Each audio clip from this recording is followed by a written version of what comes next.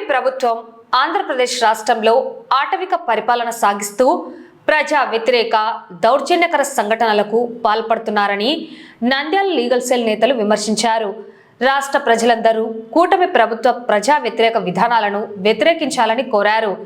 ఈ మేరకు రాష్ట్రంలో ఎన్నికల సందర్భంగా ప్రజలకు ఇచ్చిన హామీలను నెరవేర్చకపోగా అమలు చేయమని అడిగిన వారిపై దాడులు చేస్తున్నారని లీగల్ సెల్ నాయకులు విమర్శించారు.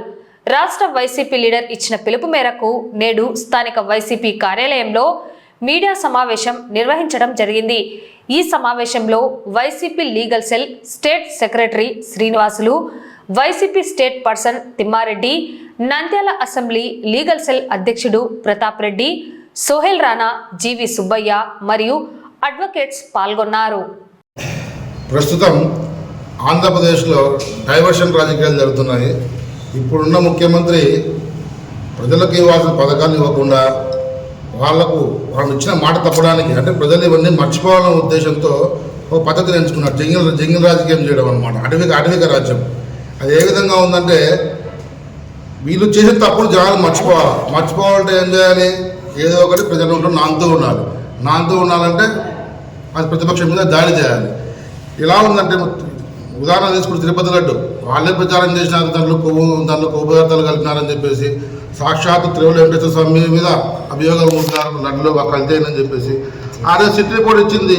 దాని మీద మా వైసీపీ నాయకులు ఆ సిట్ రిపోర్ట్ ప్రకారం చెప్తున్నారు, దీంట్లో కలపడం లేదు, చంద్రబాబు క్షమాపణ చెప్పాలని చెప్పేసి. మీ వాళ్ళు ఫ్లెక్సీలు కడుతున్నారు అనవసరంగా, ఎక్కడ ఉంటే అక్కడ. దీని మీద ఖండించడానికి వాళ్ళు మా వాళ్ళు మాట్లాడారు.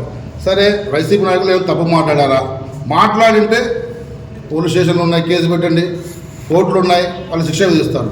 మీ నాయకులు, మీ ఎమ్మెల్యే అంబట్రాబాబు మీద సాక్షాత్తు ఎమ్మెల్యే భర్త దగ్గర 1000 మంది టీడీపీ రౌడీలను తీసుకొని కట్టెలతో దాడులు చేయడానికి వెళ్ళారు.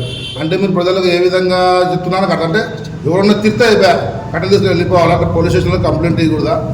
అలాగే జోగి రాకేష్ పెట్రోల్ బాంబుల సంస్కృతి ఏపీ రాజకీయం ఎప్పుడో మర్చిపోయింది. కొత్తగా వీళ్ళు టీడీపీ నాయకులు ఇప్పుడు మళ్ళీ దాన్ని బాంబుల సంస్కృతి పెట్రోల్ బాంబులు తీసుకుని ఇళ్ళ మీద ఏమేంటండి అర్థం కావడం లేదు. తప్పు చేస్తే కంప్లైంట్ ఇవ్వండి. వీళ్ళకి పోలీసులు సపోర్ట్ బంగపోతున్నారు. అయ్యా అబ్బా కొట్టద్దండి, కొట్టద్దండి, బాంబులు వేయద్దండి అని చెప్పి. పోలీసులు ఎందుకండి నాకు అర్థం కావడం లేదు. జరుగుతున్న పరిమాణం ఆపాలా కానీ పోలీసులు ఆపకుండా వాళ్ళని ప్రోత్సహిస్తున్నారు దగ్గరుండి. వాళ్ళు మరి టీడీపీకి కార్యకర్తగా పనిచేస్తున్నారు, మరి ప్రజల కోసం పనిచేస్తున్నారు. పోలీసులు అర్థం కావడం లేదు. ఇలాంటి అటవిక పాలన ఎక్కడ చూడడం లేదు. ఈ రాష్ట్రంలో జంగిల్ పరిపాలన జరుగుతుంది. అంటే ప్రజలకు ఏ మంచి చేయాలనే ఉద్దేశం వాళ్ళకి లేదు, ఓన్లీ డైవర్షన్. జనసేన ఎమ్మెల్యే మీద అభియోగాలు వచ్చినాయి, ఏదో ఒకటి డైవర్షన్, వైసీపీ నాయకుల మీద దాడి. ఇది మర్చిపోవాలి. మొన్న దావోస్కి వెళ్ళొచ్చారు, ఏమన్నా తీసుకొని వచ్చారా? ముఖ్యమంత్రి గారు అబ్బాయి ఇద్దరు వెళ్ళొచ్చారు. ఏమన్నా రాష్ట్రానికి ఏమైనా తీసుకొచ్చారంటే ఏమీ లేదు. అది ప్రజలు మర్చిపోవాలంటే ఏం చేయాలి? వైసీపీ నాయకుల మీద దాడి చేయాలి. ఏ విషయమైనా తీసుకున్న గీతం 5,000 ఎకరాలు 5 ఎకరాలు ఎవరిదండి గీతం? సొంతం వాళ్ళ బంధువులది గీతం, టీడీపీ నాయకులు. అది మర్చిపోవాలంటే ఏం చేయాలి? వైసీపీ నాయకుల మీద దాడి చేయాలి. దాడి చేస్తే ప్రజలకు ఇవన్నీ మర్చిపోతారు. ఇదే ప్రజలు దీని గురించి మర్చిపోతారు. మీరు చేస్తున్న పాలన ఎలా ఉందంటే, ఎవరైనా సరే మనం తిరితే స్టేషన్లో కంప్లైంట్ ఇవ్వద్దండి, ఇంటి మీద దాడి చేయండి. మనకు పోలీస్ స్టేషన్లు వద్దు, ఏమొద్దు, మన వ్యవస్థ లేదు. మనమే పోలీసులం, మనమే ఎంఆర్ఓ, మనమే అన్నీ మనమే. రేపొద్దున కోర్టులు కూడా మీరు మీ నాయకుడు టీడీపీలకు ఇచ్చేసేయండి, కార్యకర్తలకు ఇచ్చేసేయండి, వాళ్ళే కూర్చుంటారు. మేమెందుకు పనిలాగా ఉండేదంతా. చంద్రబాబు నాయుడు గారికి చెప్పేది ఏంటంటే, మీరు ప్రజలకు మంచి చేస్తే ఏ ప్రతిపక్ష నాయకుడు మిమ్మల్ని విమర్శించాడు. మీరు మంచి చేయండి, మేము కూడా ఒప్పుకుంటాం. మీరు చేసిన తప్పులను ఎత్తి చూపిస్తున్నామని ఏకైక ఉద్దేశంతో కార్యకర్తల మీద దాడి చేయడం, నాయకుల మీద దాడి చేయడం. వాళ్ళైనా చిన్నవాళ్ళండి, ఎక్స్ మినిస్టర్లు, ఎమ్మెల్యేలు వీళ్ళందరి మీద దాడి చేస్తున్నారు ఒకటేసారి తీసుకెళ్ళి. సామాన్య ప్రజలకు మీరు ఏం న్యాయం చేస్తారు? రేపొద్దున మీ టీడీపీ కార్యకర్తలందరూ ఏం చేస్తారు? ఎవరైనా ప్రశ్నిస్తే నాయకులు అసెంబ్లీలో కూడా దాడి చేస్తారు, మమ్మల్ని అడుగుతావని చెప్పేసి. ఇది పొద్దున విజయవాడ జరిగింది, రేపు పొద్దున వార్డులకు వస్తుంది. వార్డు నాయకులు తయారవుతారు. మిమ్మల్ని చూసి కంప్లైంట్ ఇవ్వకుండా అమౌంట్ తప్పు మాట్లాడారు. పోలీసులు చిన్న కంప్లైంట్ ఇవ్వండి, తీసుకొని తప్పు చేసింటే కోర్టు ఉన్నాయి, శిక్ష చేస్తాయి. అంతేగాని మీ ఇష్టం వచ్చినట్లు గూండాల లెక్క ప్రవర్తిస్తూ ఈ విధంగా చేస్తే వైసీపీ లీగల్ సెల్ ఊరుకోదు. ఖచ్చితంగా మా మీద మేము ఇచ్చిన ఎలాంటి కంప్లైంట్లు మేము పోలీసులు తీసుకోవడం లేదండి. అంబట్రాబాబు వాళ్ళు కంప్లైంట్ చేశారు, తీసుకోవడం లేదు. జోగి రమేష్ కంప్లైంట్ చేసినా తీసుకోవడం లేదు. మీరు ఇలాగే చేస్తే మా కాటలు రెచ్చిపోతారు. కానీ మాకు మా నాయకుడు ఒకటి నేర్పించాడు, ఇలాంటి అటవిక రాజ్యం మనకు వద్దని చెప్పేసి. మేము కూడా మీ లెక్కనే ప్రవర్తిస్తే ఈ విధంగా ఏపీ ఎలా ఉంటుందో ఒకసారి ఆలోచించుకోండి. కానీ మాకు అలాంటి ఆలోచనలు లేవు. మేము కోర్టులను నమ్ముకున్నాం, న్యాయాన్ని నమ్ముకున్నాం, పోలీసులను నమ్ముకున్నాము. మీరు ఇలాగే ఇంకొకసారి రిపీట్ చేస్తే పోలీసులు కానీ కంప్లైంట్ చేస్తే పోతే లీగల్ సెల్ తరఫున ప్రతి చోట ప్రైవేట్ కంప్లైంట్ చేయాల్సింది వస్తుంది. ప్రతి టీడీపీ నాయకుల మీద కోర్టు ద్వారా కేసులు నమోదు చేస్తామని తెలియజేస్తున్నాం. అమ్మన్ రామారావు ఇంటికాడికి ఎవరు వెళ్ళారండి? ఫస్ట్ టీడీపీ కార్యకర్తలే కదా. ఆమె ఎవరు గ్రంథాలను చేయడం అంటే నాకు తెలియదు. ఆమె నోటికి వచ్చిన అమ్మాను నాయాన్ని ప్రతి ఒక్కరిని తిడుతుంది. అంటే ఆమె తిడితే పట్టిండాలా? ఆయన సీఎం చంద్రబాబు ఎక్కడ తిట్టినాడు? ఎక్కడ తిట్టినాడు అనుకోండి, కేసు పెట్టండి. మేము కాదనలేదు కదా, మేమేమి మమ్మల్ని కేసులు పెట్టాలని చెప్పలేదు కదా. తప్పు చేసిందే కేసు పెట్టండి. మరి అమ్మరావు ఇంటి మీద దాడి చేసినారు, ఒక కార్యకర్త మీద ఒక్కరి మీద కేసు నమోదు చేసినారా? జోగి రమేష్ మీద దాడి చేసినారు, ఒకరి మీద కేసులు నమోదు చేసినారా? ఇంకా రివర్స్ మా మీదనే కేసులు. ఇంతవరకు ఒక మహిళకు అన్యాయం చేసినారు జనసేన ఎమ్మెల్యే అని చెప్తుంటేనే ఇంతమంది పార్టీ కార్యక్రమాల్లో పాల్గొనొద్దండి. ఏం ఉపయోగం అండి పార్టీ కార్యక్రమాల్లో పాల్గొంటే? ఆ మహిళకి ఏం న్యాయం జరిగింది ఇంతవరకు? ఆమె క్యాటర్ అన్యాయం, ఆమె క్యాటర్ను డిగ్రేడ్ చేస్తున్నారు. డిగ్రేడ్ చేయడం వల్ల వాళ్ళకి ఎంత ఉపయోగం? ఆమె న్యాయం అడుగుతుంది, ఆమె క్యాటర్ గురించి అడగడం లేదు. ఆమె అలాంటి విషయాలు యాక్షన్ చేసుకో. వాళ్ళ మీద ఎలాంటి యాక్షన్ ఉండవు. టీడీపీ ముద్ర వేసుకుంటే చాలు.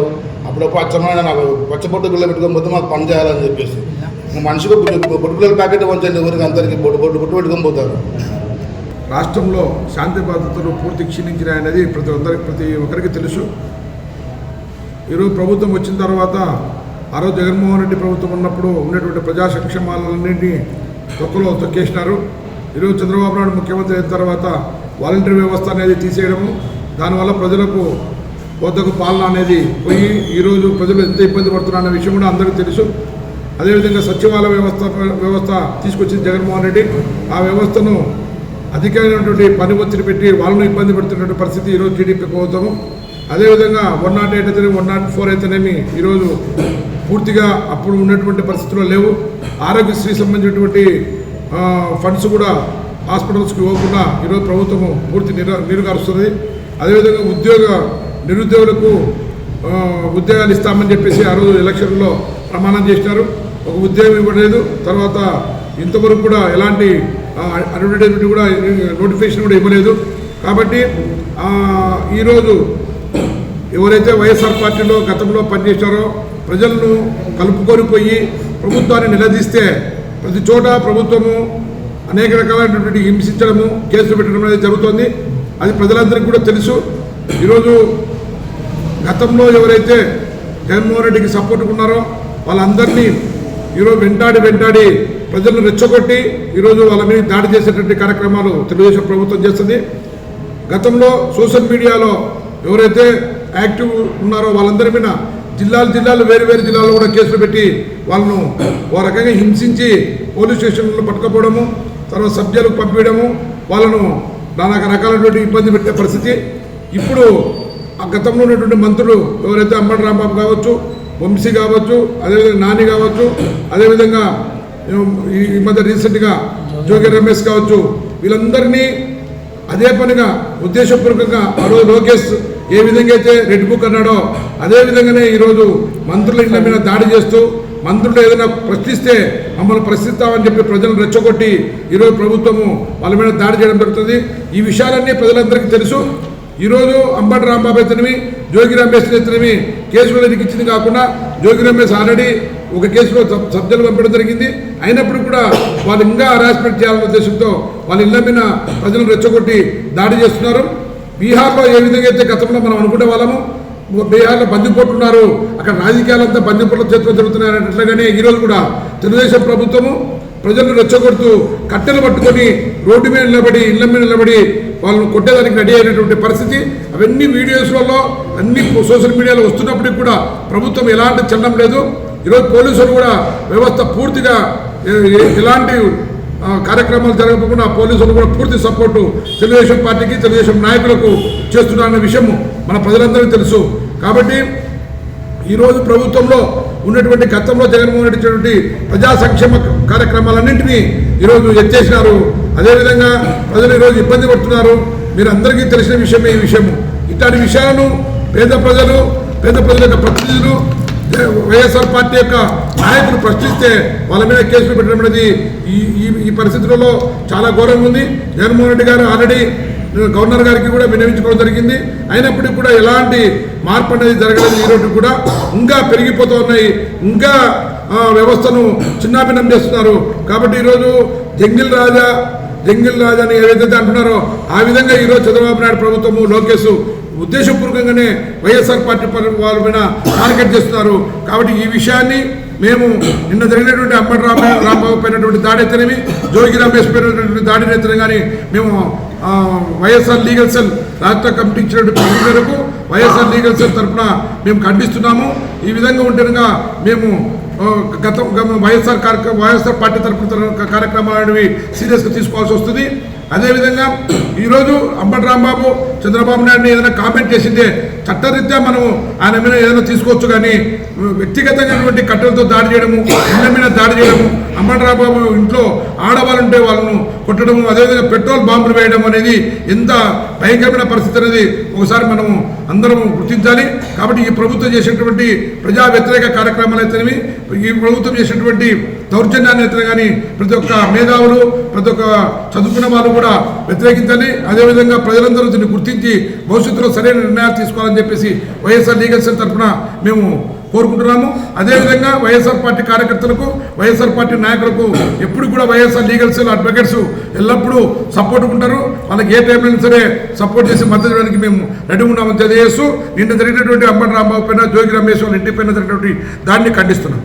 ఈరోజు మన చుట్టూ ఉన్నటువంటి సమాజంలో జరిగేటువంటి ప్రతి ఒక్క విషయాన్ని ఆంధ్రప్రదేశ్ ప్రజలు గమనిస్తూ ఉన్నారు.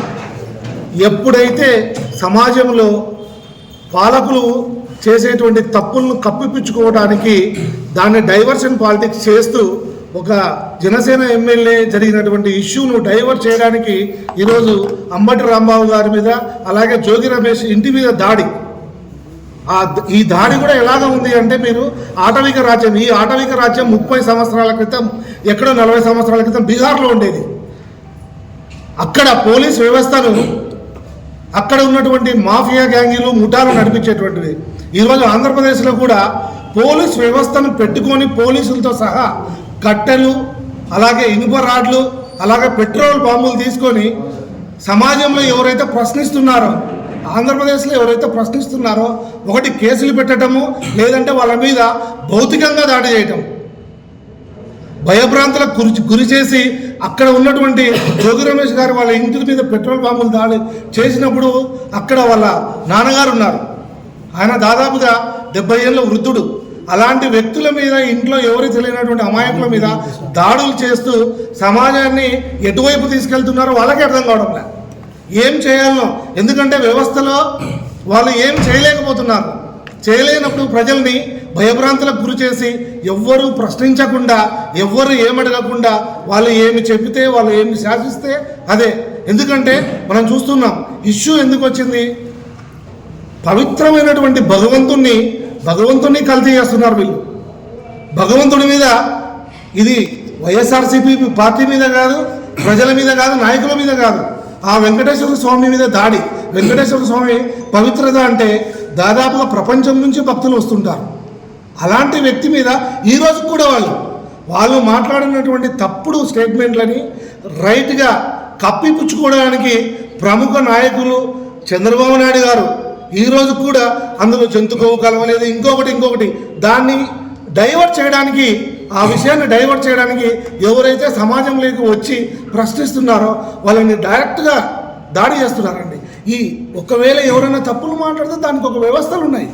వ్యవస్థలను చేతులతో తీసుకోవడం అనేటువంటిది ఆటవిక రాజ్యం. ఇది లల్లు ప్రసాద్ గవర్నమెంటా లేదంటే ప్రజాప్రభుత్వమా? ఇదే కూటమి నాయకులు బీహార్కు పోయేసి ఆటవిక రాజ్యం అని మాట్లాడతారు. ఇక్కడ జరుగుతున్నది ఆటవిక రాజ్యమో కాదో వాళ్ళే నిర్ణయించుకోవాలి. అలాగే ఎవరైనా ఒక ఉద్యోగి ఏదైనా చేస్తే వెంటనే సస్పెన్షన్, పని చేస్తే సస్పెన్షన్, వాళ్ళకు పని చేయకపోయినా సస్పెన్షన్. పోలీసుల్ని వ్యవస్థల చేతులకు తీసుకొని రౌడీలుగా తయారు చేస్తున్నారు. పోలీస్ వ్యవస్థ చేయటంలే. ప్రతి ఉద్యోగి కూడా వెల్ఫేర్ ఆఫ్ ది గవర్నమెంట్ కాదు. చంద్రబాబు నాయుడు గారికి, లోకేష్ గారికి వాళ్ళ వెల్ఫేర్ వాళ్ళు ఏమి ఆదేశిస్తే దాని ప్రకారం పనిచేస్తున్నారు.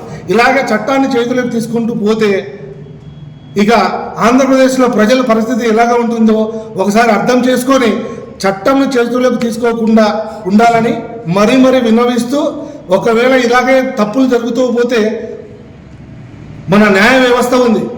న్యాయ వ్యవస్థ ద్వారా వాళ్ళ మీద ఎలాంటి చర్యలు తీసుకోవాలో అది తీసుకోగలుగుతామని ఈరోజు వైఎస్ఆర్సీపీ లీగల్ సెల్ తరఫున మేము వాళ్ళని వ్యతిరేకిస్తున్నాం. మరియు సామాన్యుల మీద జరిగేటువంటి దాడిని కూడా ఖండిస్తున్నాం. ముఖ్యంగా మన ఆంధ్రప్రదేశ్ రాష్ట్రంలో డైవర్షన్ పాలిటిక్స్ మీద ఎక్కువ కాన్సన్ట్రేషన్ చేస్తున్నారు తెలుగుదేశం పార్టీ వాళ్ళు ఇస్తామన్నటువంటి పథకాలు కానీ, ప్రజలకు ఇస్తామన్నటువంటి హామీలు కానీ ఎటువంటివి నెరవేర్చకుండా ప్రజలు ఏదైనా ప్రశ్నించే వాళ్ళు, అది నాయకులు కానీ, ప్రజలు కానీ, కార్యకర్తలు కానీ, సోషల్ మీడియా వాళ్ళు కానీ ఎవరైనా ప్రభుత్వం మీద విమర్శ చేసినా, ఏమి చేసినా వాళ్ళ మీద అక్రమ కేసులు పెట్టడం, ఇళ్ల మీద దాడులు చేయడం, భౌతికంగా వాళ్ళ కుటుంబాల మీదకి దాడి చేయడం అనేది సహించరానిది ఒక హేయమైన చర్య. ప్రజాస్వామ్యంలో ఇటువంటి కార్యక్రమాలకు అవకాశం ఇవ్వకూడదు. అది ఏ గవర్నమెంట్ అయినా ఇటువంటి కార్యక్రమాలు చేయడం అనేది తప్పు. ఇప్పుడు నిజంగా చిత్తశుద్ధి ఉంటే ఒక వ్యక్తి ఇంటి మీదకి పోయి పెట్రోల్ బాంబులు వేసి ఇంటి మీద దాడి చేస్తే ఎటువంటి కేసులు పెట్టాలి? ఒక బెయిలబుల్ స్టేషన్ బెయిల్ ఇచ్చేసి 12 మందిని రిలీజ్ చేస్తారు. ఒక ఇంటి మీద అక్రమంగా ప్రవేశించి ఆ ఇంటిలోనికి ఆ ఇంటిది ప్రాపర్టీ డ్యామేజ్ చేస్తే నాన్ బెయిలబుల్ కేసులు పెట్టాలి.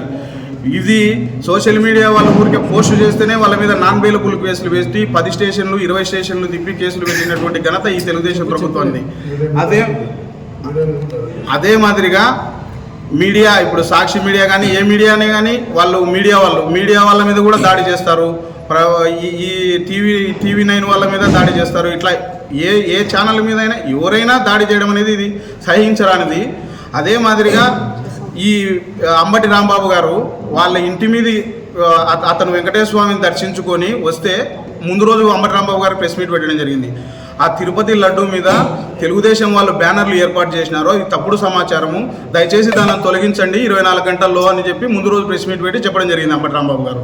తర్వాత అతను వెంకటేశ్వర స్వామిని దర్శించుకొని అది ఇంకా అలాగే ఉంది అని చెప్తే ఆ బ్యానర్ తొలగించాలనేటువంటి ఉద్దేశంతో అక్కడికి వెళ్ళాలనే ఉద్దేశంలో ఆ ఆడవాళ్ళు, ఆ గ్రంథాలయ చైర్మన్ అయితేనేమి, తెలుగుదేశం కార్యకర్తలు అయితేనేమి, గల్లా మాధవి గారు వాళ్ళ భర్త గారు అందరూ తెచ్చి ఆయన పైన నానా బూతులు తిట్టడం వల్ల ఆయన ఎమోషన్లో ఒక వర్డు మాట్లాడడం జరిగింది. అది కూడా ఆయన మళ్ళీ 15 నిమిషాలనే ఇంటికి వెళ్ళి ప్రెస్ మీట్ పెట్టడం జరిగింది. నేను ఆ మాట కూడా అనిండకూడదు, నేను పత్రికాముఖంగా క్షమాపణ చెప్తున్నాను. కానీ నేను చంద్రబాబు నాయుడు గారిని నిందించలేదు. అక్కడ ఎవరైతే నా వెహికల్ మీదకి వచ్చి ఇష్టం వచ్చినట్టు కర్రలు పట్టుకొని వెహికల్ను గుద్దుతూ ఉండి నానా దుర్భాషలు ఆడినారో వాళ్ళ మీద మాత్రమే నేను అన్నాను. కానీ చంద్రబాబు నాయుడు గారి మీద నేను ఎటువంటిది మాట్లాడలేదని చెప్పడం జరిగింది. ఏది ఏమైనా చేసిన పొరపాటును వితిన్ 15 నిమిషాల్లో రెక్టిఫై చేసుకొని ఆ మాట కూడా నేను అనిండకూడదు అని ఆయన తెలపడం జరిగింది. పోనీ ఒకవేళ తిట్టాడు, ఇంకా మీకు ఆయన క్షమాపణ చెప్పినా మీకు నచ్చలేదు, లీగల్గా ప్రొసీడ్ కావాలి, లీగల్గా కేసులు పెట్టుకోవాలి. తర్వాత ఆయన చట్ట ప్రకారం ఆయన ఎదుర్కోవడం జరుగుతుంది. అంతేగాని ప్రశ్నించే వాళ్ళ మీద ఇటువంటి ప్రజాస్వామ్య వ్యవస్థలో ఇలా దాడి చేయడం అనేది ఏమైనా చర్య. 3 ఇష్యూస్ను పక్కన పెట్టడం కోసం, ఒకటి వాళ్ళు అమలు చేసేటువంటి పథకాలను చేయలేకపోతున్నారు, అది డైవర్షన్ చేయాలి. తిరుపతి లడ్డు వివాదం సిబిఐ కోర్టులో సిబిఐ వాళ్ళు ఛార్జ్ షీట్ వేయడం జరిగింది. పంది కొవ్వు, జంతువుల కొవ్వులు ఎటువంటివి కలవలేదని, అది డైవర్షన్ చేయాలి. ఇవన్నీ డైవర్షన్ చేయడం కోసం గీతం భూములు, గీతానికి అది 1000 కోట్ల రూపాయలు మాత్రమే అవుతాయి, 5000 కోట్లు కాదని నారా లోకేష్ గారి కోబ్రదర్ గారే చెప్పడం జరిగింది.